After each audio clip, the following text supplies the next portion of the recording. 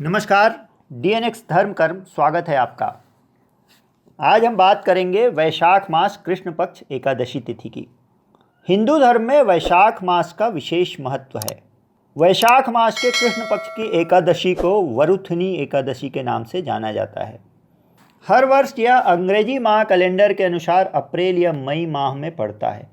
वरुथिनी एकादशी के दिन भगवान विष्णु की पूजा की जाती है और वरुथिनी एकादशी व्रत की कथा का श्रवण किया जाता है। व्रत करने के साथ कथा का श्रवण करने से व्यक्ति को पुण्य लाभ मिलता है। आइए आज हम जानते हैं वरुथिनी एकादशी व्रत की कथा के बारे में। धर्मराज युधिष्ठिर ने भगवान श्री कृष्ण से पूछा कि हे भगवान, मुझे आप वैशाख मास के कृष्ण पक्ष की एकादशी के महत्व के बारे में बताएं। इस व्रत की कथा क्या है और इस व्रत को करने से क्या पुण्य लाभ प्राप्त होता है। भगवान श्री कृष्ण ने उन्हें वरुथिनी एकादशी व्रत की कथा बताई। आइए आज हम जानते हैं भगवान कृष्ण द्वारा युधिष्ठिर को बताए गए वरुथिनी एकादशी व्रत की कथा के बारे में। कथा का महत्व जानने के लिए आप इस वीडियो के अंत तक बने रहिएगा। ओम नमो भगवते वासुदेवाय। श्री कृष्ण ने युधिष्ठिर को बताया कि प्राचीन काल में मंधाता नाम का एक राजा था जो नर्मदा नदी के तट पर राज्य करता था। नर्मदा नदी के तट पर राजा मंधाता का राज्य था।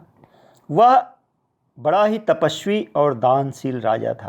राजकाज संभालते हुए वह अचानक कई दिनों के लिए तपस्या करने चले जाता था। ऐसे ही एक बार वह जंगल में तपस्या करने के लिए गया। वह जंगल में एक स्थान पर तप करने लगा। तभी वहाँ एक भालू आया।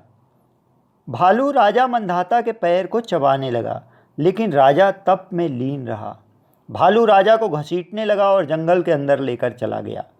भालू के इस व्यवहार से राजा तप में तो लीन रहा, परंतु बहुत ज़्यादा डर गया। उसने मन ही मन भगवान विष्णु से रक्षा की प्रार्थना की। भक्त की पुकार सुनकर भगवान विष्णु वहाँ प्रकट हुए और भालू को मारकर राजा के प्राण बचाए। भालू ने राजा का पैर खा लिया था। इससे राजा बहुत दुखी था।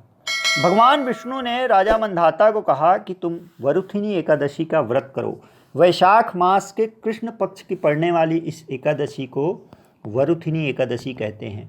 इसका तुम व्रत रखो राजन, और मथुरा में स्थित मेरी वराह अवतार मूर्ति की आराधना करो। इस व्रत के प्रभाव से तुम ठीक हो जाओगे। राजन, तुम्हारे पुराने जन्म के पाप कर्म के कारण ही भालू ने तुम्हारा पैर खा लिया था।